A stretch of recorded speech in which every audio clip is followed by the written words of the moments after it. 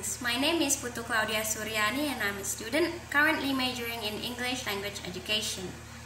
As an English language learner, we tend to hear the term for ESL and EFL.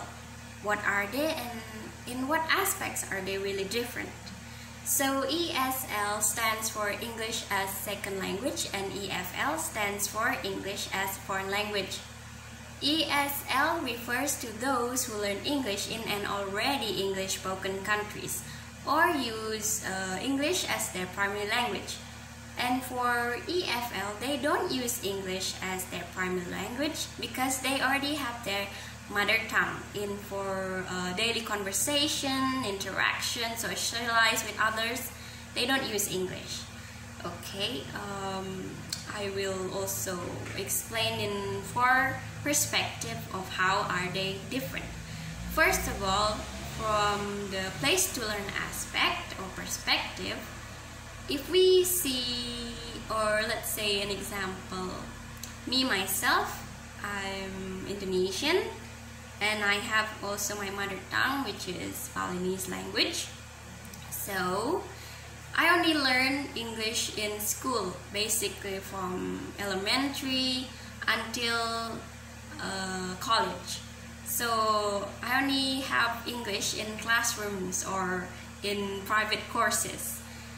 And for those ESL students, they have their environment, their daily exposure or daily activities to learn, like with their neighbors, with their friends, even with the police officers, like any of the community are using English. And from the teacher aspect, as in my teacher is a non-English speaker, so it is like basically I learn with my own people. And for the teachers of ESL, they have foreign people or native English speakers as their teachers. So let's say if you go to USA, you will have a foreigner that teaches you, and in my own country I have my own people that teach me. And then what about the exposure? So ESL people have constantly or are constantly exposed to basically that everything that revolves around them using English, from the posters, from televisions, from let's say menus, or like any kinds of what, like we are in the society that provides English constantly. And then for EFL, it is limited.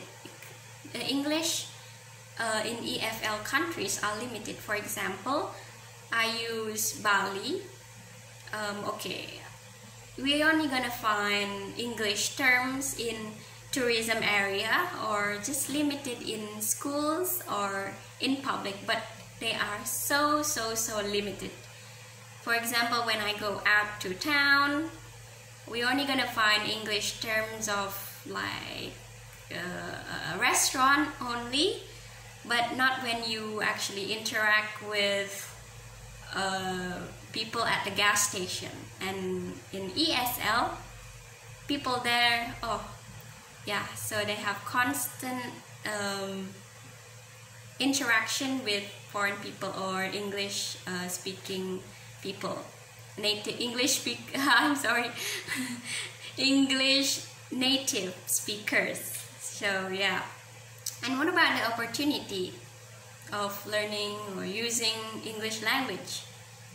In ESL is more greater to learn English because yeah, they are exposed to many things that basically, again, it is primarily in English.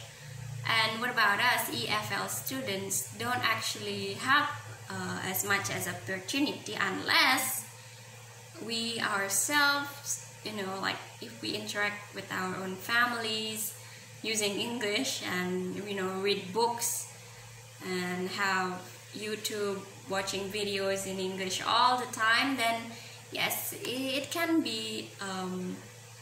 We have we can improve our abilities in speaking English if we have constant exposure in our own environment. We can actually create that. Like, for example, the setting on your phone, we can set it into English. So yeah, and as I want to add a bit more from what I have learned in my lecturer's book,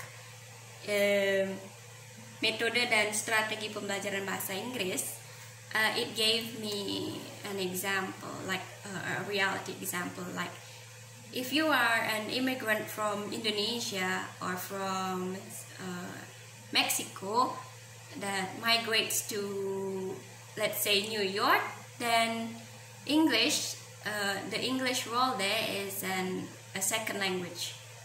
And EFL, because we only limitedly exposed to it and only use it for specific purpose, for example, our career, in being a tour guide, traveling, then we only use English, so it is foreign for us. Okay. About the ESL, let's say, like, yeah, myself, I moved to America or England.